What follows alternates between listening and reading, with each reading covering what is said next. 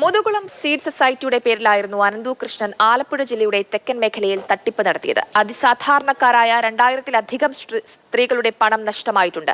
വിവിധ സ്റ്റേഷനുകളിൽ 100 കണക്കിന് കേസുകൾ രജിസ്റ്റർ ചെയ്തതോടെ പ്രമോട്ടർമാരായിരുന്ന ജനപ്രതിനിധികൾ ഉൾപ്പെടെയുള്ളവർ ഒളിവിൽ പോയിരിക്കുകയാണ്. കായംകുളം നഗരസഭാ പരിധിയിൽ മാത്രം 500-ലധികം ആളുകൾക്ക് പണം നഷ്ടമായിട്ടുണ്ട്. പലരും തുക കണ്ടെത്തിയത് പണയം വെച്ചും പലിശക്കെടുത്തുമാണ്.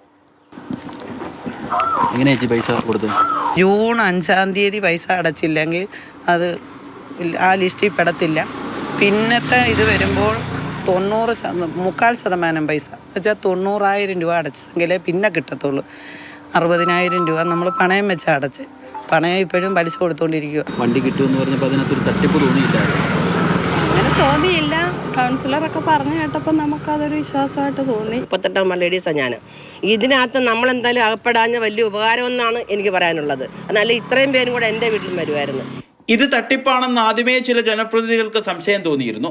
പക്ഷേ ഇപ്പോൾ തൊട്ടപ്പുറത്ത് എന്തെങ്കിലും ഒരു കോഴിമുട്ട കിട്ടിയാൽ ഇപ്പുറത്തെ വാർഡിൽ കിട്ടിയില്ലെങ്കിൽ ജനങ്ങൾക്കത് പ്രതിഷേധമാണ്. അത് കൗൺസിലർമാരുടെ കഴിവ് കൊണ്ടാണ് അത് കിട്ടാതെ പോയത്. ചില കൗൺസിലർമാർ ജാഗ്രത പാലിച്ചതുകൊണ്ട് കുറച്ചു പേർക്കെങ്കിലും തട്ടിപ്പിൽ നിന്ന് രക്ഷപ്പെടാനായി. ഡൽഹിയിൽ ഏക ഒരു സ്ഥാപനമേ ഉള്ളൂ സർദാർ വല്ലഭായ് പട്ടേലിൻ്റെ പേരിൽ. ഞാൻ ആ ട്രസ്റ്റിൽ വിളിക്കുകയും അവരിൽ നിന്ന് ക്ലാരിഫിക്കേഷൻ കിട്ടിയപ്പോൾ ഇത് ചീറ്റിംഗ് ആണെന്നും തട്ടിപ്പാണെന്നും മനസ്സിലായതിൻ്റെ അടിസ്ഥാനത്തിൽ കായംകുളം നഗരസഭ 5-ാം വാർഡിലെ ഒരാൾക്ക് പോലും ഇത് റെക്കമെൻഡ് ചെയ്യുവാനോ അവരെ കൊണ്ട് ഇത് എടുപ്പിക്കുവാനോ ഞാൻ തുനിഞ്ഞിട്ടില്ല. ആരും പേടിക്കണ്ട, എല്ലാം ഉടൻ ശരിയാകുമെന്ന് വാട്സാപ്പ് ഗ്രൂപ്പുകളിൽ ചില പ്രൊമോട്ടർമാർ കബളിപ്പിക്കപ്പെട്ടവർക്ക് ഇപ്പോഴും ആത്മവിശ്വാസം നൽകുന്നുണ്ട്.